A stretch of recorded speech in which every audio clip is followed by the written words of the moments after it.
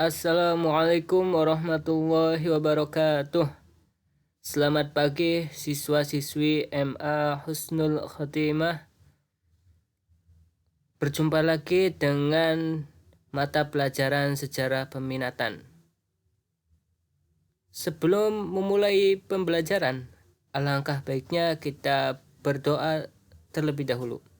Marilah kita berdoa bersama-sama. Bismillahirrahmanirrahim.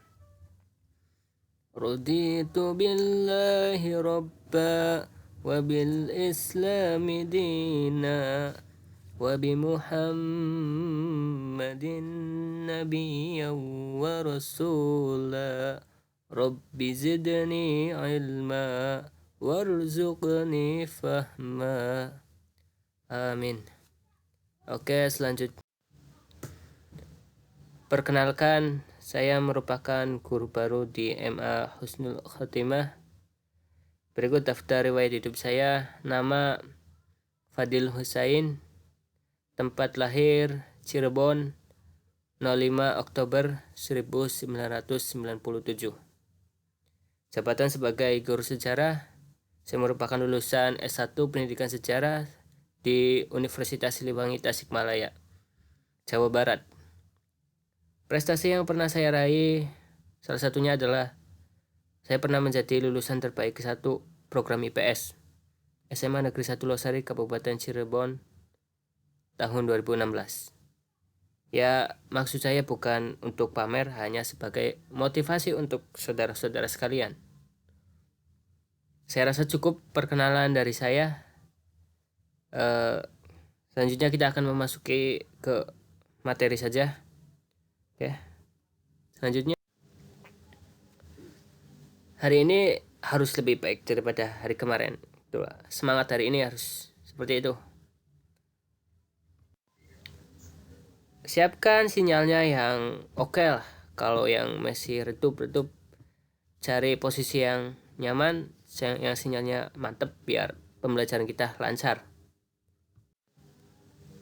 Nah, minggu yang lalu kita semua sudah mempelajari tentang historiografi. Nah, ini adalah salah satu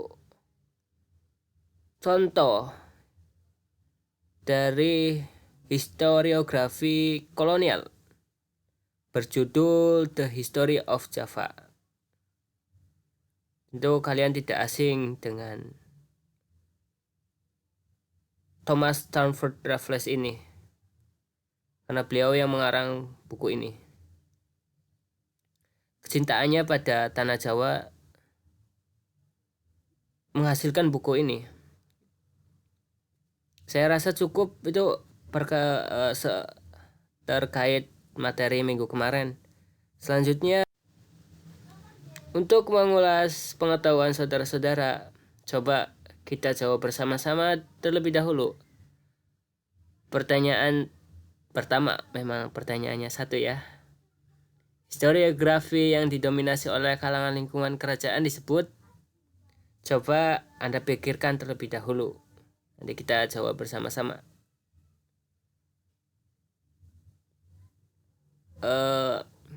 Ya, jawaban betul. Untuk yang menjawab historiografi tradisional. Tradisional ya. Meskipun di sini ada kerajaan, tetapi namanya tetap.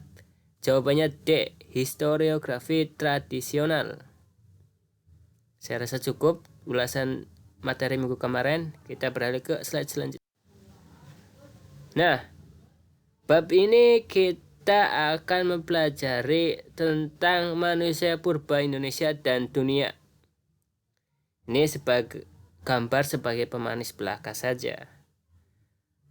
Perbedaan manusia purba Indonesia dan dunia. Tentunya dengan ciri-ciri dan karakteristik hidup di Indonesia dan dunia. Ini adalah gambar beberapa. Ini Asia, ras Mongoloid. Ini ras mana? Negrito, Afrikan, Melanesian. Ini ras-ras orang-orang sebelah timur Indonesia. Selanjutnya ini coba ini pahami judulnya ya.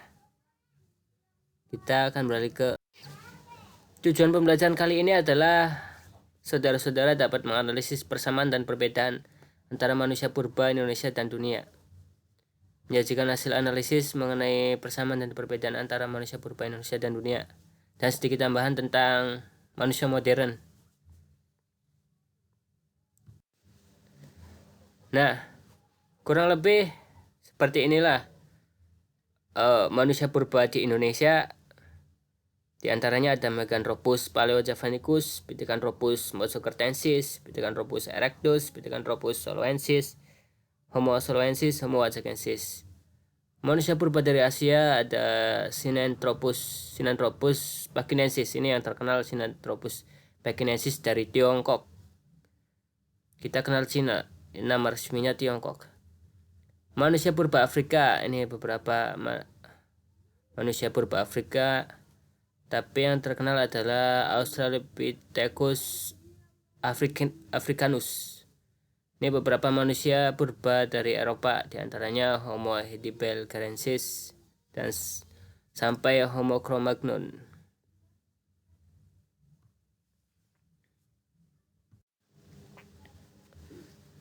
Hari ini harus lebih baik daripada hari kemarin. Semangat hari ini harus seperti itu.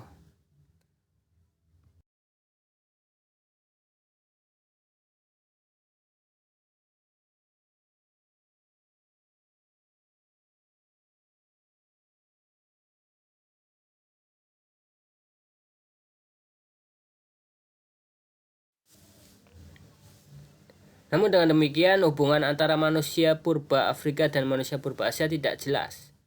Fosil-fosil Jawa menunjukkan adanya periode evolusi yang panjang, sejajar dengan Afrika. Sejajar itu maksudnya ya sama waktunya. Tampaknya setidaknya lah ada kemungkinan bahwa manusia purba Afrika dan Asia yang pertama berasal dari kelompok gen tunggal. Gen tunggal itu maksudnya berasal dari satu orang yang sama. Saya coba sedikit jelaskan ya, bahwa salah satu teori yang dapat menelusuri ya asal-usul nenek moyang manusia disebut, ada teori yang terbaru adalah Adam kromosomnya. Nah, teori ini menyatakan bahwa garis keturunan makhluk hidup dapat ditelusuri dari kromosomnya, di mana kromosom Y ini hanya dimiliki oleh seorang laki-laki. Menurut teori kromosom Y tersebut, kebanyakan orang yang hidup di dunia sekarang berasal dari seorang pria yang hidup di masa lalu. Nah, pemilik kromosom ini siapa? Kira-kira menurut Anda siapa? Berasal dari pemilik satu kromosom orang yang hidup di masa lalu. Ya, tentunya laki-laki. Menurut saya sih tidak lain bukan adalah Nabi Adam. Kita semua sebagai umat muslim percaya bahwa teori evolusi yang dicetuskan oleh Darwin itu salah. Karena manusia pertama adalah Nabi Adam. Ini teori kromosom menjadi dasar lah, menjadi ilmu pengetahuan yang menunjukkan bahwa manusia pertama adalah Nabi Adam dengan menggunakan teori kromosomnya ini. Saya rasa cukup terkait tentang bagaimana persebaran manusia purba zaman dahulu dengan melalui peta ini yang dipelajari dengan tadi menggunakan teori kromosom ya. Nah, ini manusia purba Indonesia. Kita akan bahas satu persatu. Peneliti pertama manusia purba di Indonesia adalah Dubis pada abad ke-19, berarti antara 1800 ke atas, 1801 ke atas. Menurut Dubis, kehidupan manusia purba pada masa Pleistosen atau zaman AS dan Holosen awal pasti terpusat di daerah tropis seperti Indonesia. Nih, tropis itu ya sejajar yang garis katulistiwa lah, Afrika, Indonesia, sebagian Amerika itu daerah-daerah tropis karena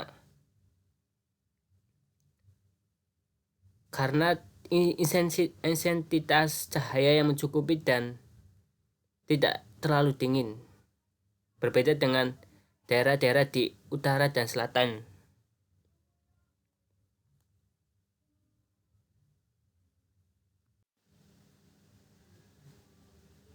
Sebagai informasi, penelitian terhadap manusia yang hidup pada zaman praaksara dapat dipelajari oleh para ahli itu melalui bentuk fisik dari fosil tulang dan juga dari tengkorak yang telah ditemukan. Ya, jadi para peneliti itu mencari bentuk fisiknya itu ya dari beberapa fosil-fosil yang telah ditemukan terutama di tanah Jawa, dan terutama yang paling banyak adalah fosil tengkoraknya. Sementara itu juga untuk mengetahui corak hidupnya seperti kayak berburu itu, bagaimana sih cara mengetahuinya? Ya, dapat diteliti oleh para ahli arkeologi dari hasil fosil-fosil alat atau sisa kehidupannya. Ya, seperti kecokan Mondinger itu, kayak sampah kerang itu, kita sudah bahas sebelumnya. Selain itu juga ada Abyssosauros itu, seperti gua-gua itu, gua-gua tempat tinggal manusia. Beberapa penelitian juga sering kita lihat di TV itu, manusia purba identiknya dengan gua-gua itu karena tempat tinggalnya di situ. Ada juga beberapa yang tinggal di padang rumput dan sebagainya, menyesuaikan dengan kondisi alam setempat. Nah, kita bahas satu, Meganthropus paleojavanicus, yang mempunyai arti manusia besar tertua dari Jawa. Fosil tulang rahang bawah nih, lihat di gambar, ditemukan oleh von Koenigswald pada tahun 1941 di Sangiran. Sekarang itu masuk dalam wilayah Kabupaten Sragen, Jawa Tengah.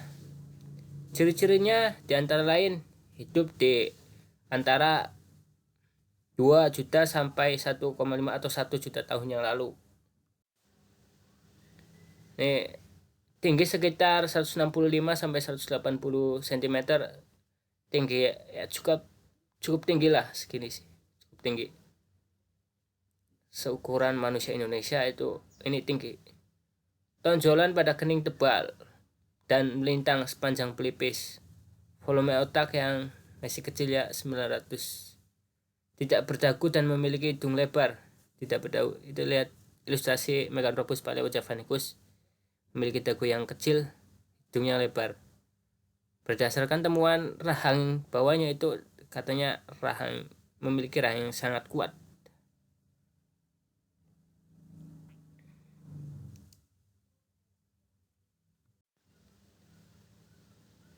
Manusia purba di Indonesia yang kedua adalah Pithecanthropus mojokertensis. Namanya mojokertensisnya ditemukan di Mojokerto, Jawa Timur. Masih dalam penelitian yang sama, von Koenigswald yang menemukan. Ciri-cirinya mempunyai badan yang tegak, tidak memiliki dagu, hampir seperti tadi Meganthropus paleojavanicus. Bentuk kening menonjol, tinggi badan, volume otaknya hanya lebih tinggi nih. Volume otaknya lebih tinggi daripada Meganthropus paleojavanicus. Tulang rahan dan geraham cukup kuat, hidup secara berkelompok di padang rumput. Ya, manusia yang ketiga adalah Pithecanthropus erectus. Mempunyai arti manusia kera berjalan tegak. Manusia jenis ini ditemukan oleh Dubis pada 1890 sampai 1892 di Desa Trinil dekat Ngawi, Madiun, Jawa Timur. Ia mempunyai ciri berbadan dan berjalan tegak. Berarti kayak manusia zaman sekarang ya. Tinggi badan sekitar ini dibilang cukup tinggi kalau 165 sampai 170 cm itu. Volume otak antara 750 sampai 1300 cc. Memiliki fisik seperti kera. Mampu mengolah makanan dengan menggunakan api. Berarti sudah mahir dalam segi karakteristik hidup. Ini adalah salah satu peta persebaran fosil manusia purba di Jawa Timur. Ada Ngawi, Tuban, Madiun, Mojokerto, Tulungagung. Beberapa keterangannya: Homo soloensis di Ngandong, Tuban.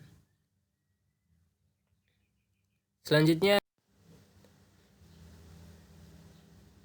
yang ketiga adalah Pithecanthropus soloensis.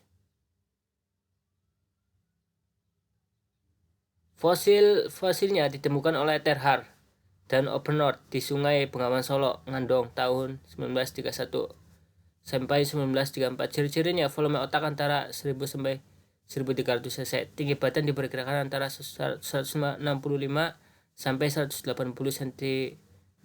Mohon maaf itu cm. Berdiri tegak dan tengkorak sudah mendekati manusia.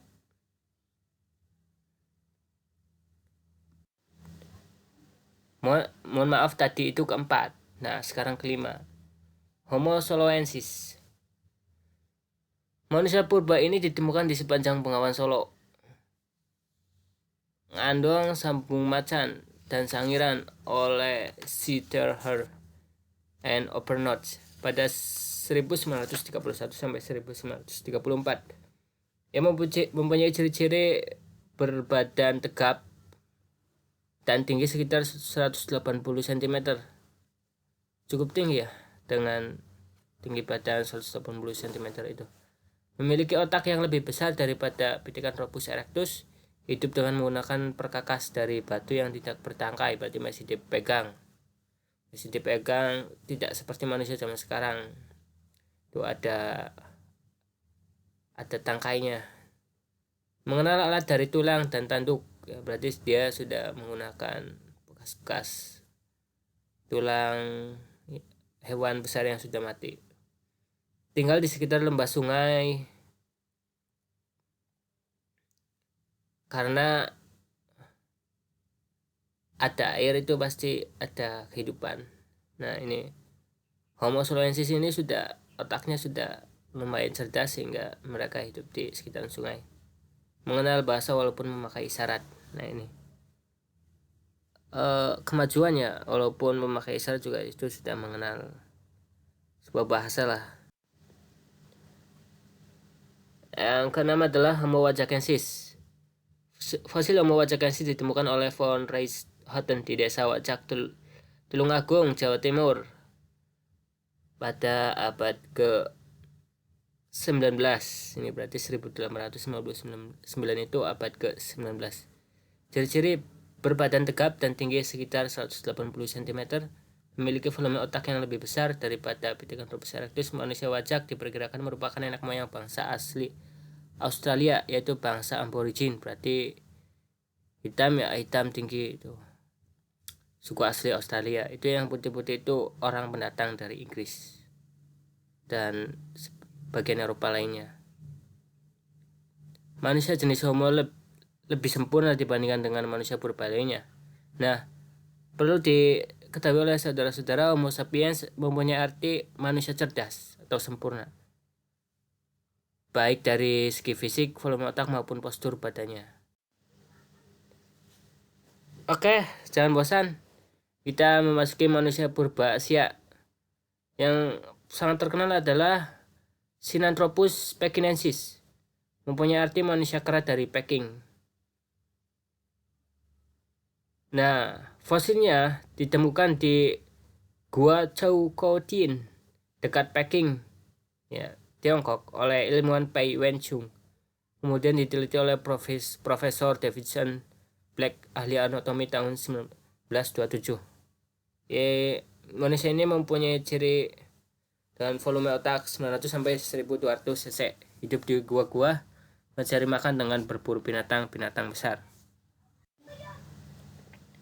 Ini yang kedua adalah Ramapithecus brevirostris. Ini beberapa fosilnya.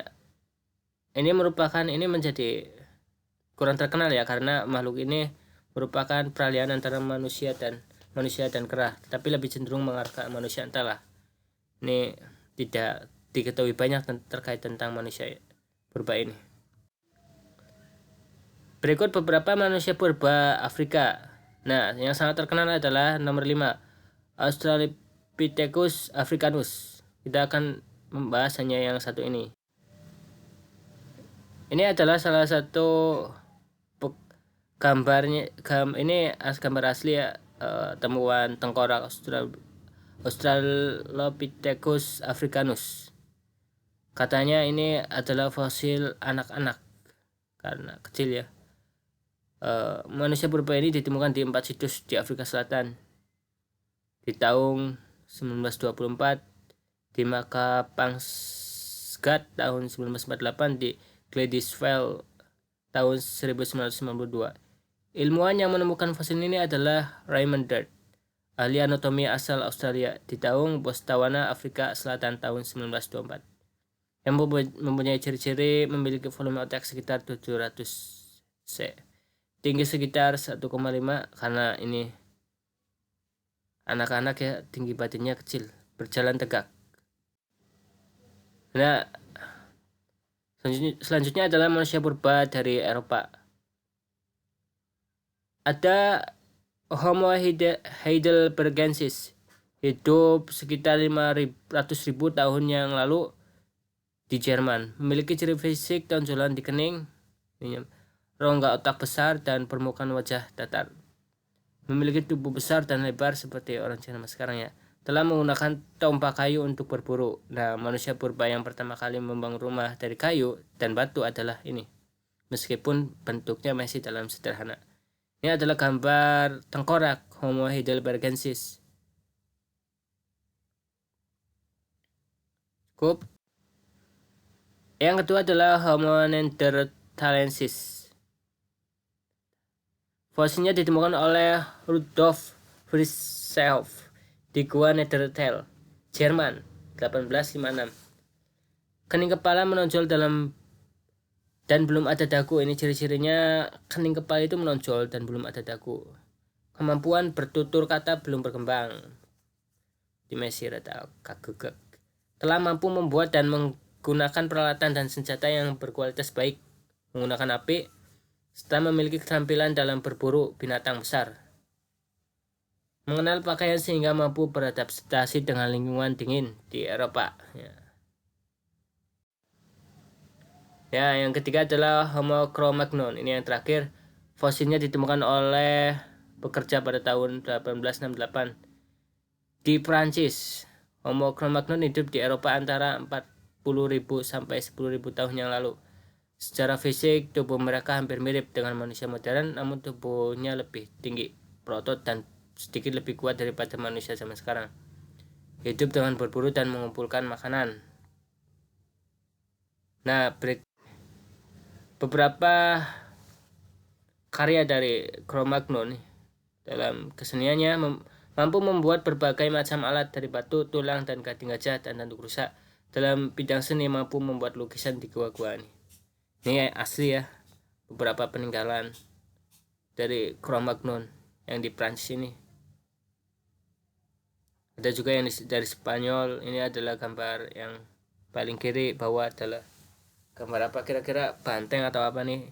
Ini kanan atas itu ada kuda ya, gambar seperti kuda, dan depannya itu seperti apa, itu kelinci atau apa ya.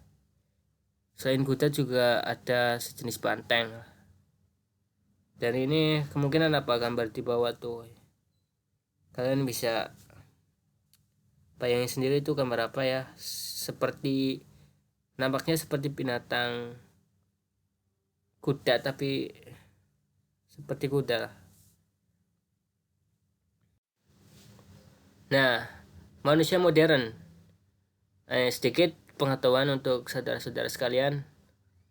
pengertian manusia modern itu apa sih ya? Manusia modern ya manusia yang termasuk ke dalam spesies Homo sapiens dengan kapasitas otak kisaran lebih besar daripada manusia purba ya. 1450 cc hidup sekitar 15.000 hingga 150.000 tahun yang lalu. Berdasarkan fosil-fosil yang ditemukan, para ahli menggolongkan manusia di dunia ke dalam 4 ras. Nih, kita sekarang mengenalnya ini nih. Kita harus pahami 4 ras ini nih. Berdasarkan nih fosil-fosil yang ditemukan, para ahli menggolongkan manusia ke dalam dunia. Manusia di dunia ke dalam 4 golongan ini, 4 ras. Kita juga bisa membayangkannya. Pertama, ras Australoid tersebar di Australia. Kita berpikir bahwa Australia itu putih ya. Itu adalah orang-orang pendatang. Putih, tinggi, mancung itu adalah orang-orang pendatang, bukan orang Australia asli. Orang Australia asli adalah mereka yang mempunyai tubuh hitam, tinggi seperti Papua lah, hampir mirip seperti Papua karena satu rumpun yang sama. Kedua adalah ras Mongoloid. Ini kita kenalnya Cina lah, ini Cina. Dan orang-orang kita itu masuknya ras Mongoloid. Asia Timur, Cina, Taiwan. Nah, 3 ras Kaukasoid. Kaukasoid kita kenal adalah orang-orang Eropa. Umumnya orang-orang Eropa. Sebenarnya orang Arab itu juga masuk dalam ras Kaukasoid. Beberapa ya awalnya di Eropa dan sebagian Asia. Tapi setelah ada peristiwa pengiriman orang-orang dari Eropa ke Amerika, makanya orang-orang Amerika termasuk kebanyakan dalam ras Kaukasoid. Suku Amerika asli sebenarnya bukan Kaukasoid. Mereka adalah orang-orang Mongol, orang-orang Asia yang bermigrasi ke sana. Begitu juga dengan Australia, merupakan orang-orang Eropa yang bermigrasi ke Australia. Yang keempat adalah ras Negroid dari Afrika. Kita sudah kenal bagaimana ras Negroid ini. Di Afrika kebanyakan di Botswana, di Zimbabwe, dan sebagainya. Nah, selanjutnya akan kita tampilkan beberapa gambarnya. Nih, contoh Australoid tersebar di Australia ini seperti ini. Ras asli Australia ini. Jika kalian menemui, mungkin melihat bahwa ada orang-orang seperti ini di Australia, itu kemungkinannya itu suku aslinya. Apalagi yang di pedalamannya masih hidup seperti ini. Beberapa memang sudah mengikuti kehidupan maju di Australia, tapi beberapa juga ada yang masih tetap hidup seperti zaman dulu. Ini ras Mongoloid, Asia Timur, Asia Tenggara. Meskipun mirip, ini meskipun berbeda tapi berasal dari satu ras yang sama, ras Mongoloid. Meskipun tidak terlalu mencolok perbedaannya ya. Seperti ini Asiatic Mongoloid, ini orang-orang Mongol asli nih. Ini Jackie Chan, ini dia orang-orang yang berada di Asia bagian itu yang dingin-dingin. Ini Malayan, ini sekitar Indonesia, Malaysia, Thailand, ini seperti ini. Ini American Mongoloid adalah orang-orang Amerika asli, orang-orang Amerika asli dulunya ras Mongoloid bermigrasi lewat Alaska masuk ke Amerika dan menjadi ini American Mongoloid. Jadi ras Mongol itu tersebar juga di Amerika ya. Ini ras Kaukasoid orang Eropa nih, beberapa Nordik, Mediterranean, ini sekitar Inggris dan sebagainya nih. Nordik, Inggris, Mediterranean itu sekitar Eropa. Ini beberapa di India juga ada orang-orang yang Kaukasoid seperti yang di film-film lah, itu orang-orang yang berkulit putih, tinggi, mancung itu masuknya Kaukasoid, dan yang hitam itu bukan.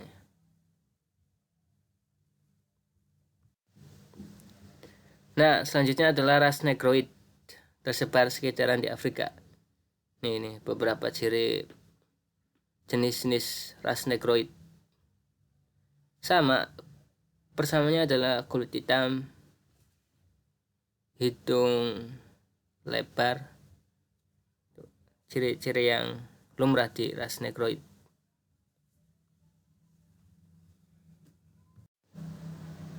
Nah, saya rasa cukup materi yang sudah diberikan. Ulasannya adalah dari penelitian para ahli terhadap temuan-temuan fosil yang didapat, diketahui bahwa manusia praksara di Indonesia dan dunia terdiri atas beberapa jenis. Setiap jenis memiliki sifat dan karakter yang khas, memiliki zaman dan hidupnya masing-masing. Penelitian manusia purba di Indonesia pertama kali dimulai pada masa Hindia Belanda, abad ke-19 oleh seorang antropolog Belanda yaitu Dobbs. Kita tutup pelajaran hari ini dengan doa akhir majelis. Subhanakallahumma bihamdika. Assalamualaikum warahmatullahi wabarakatuh.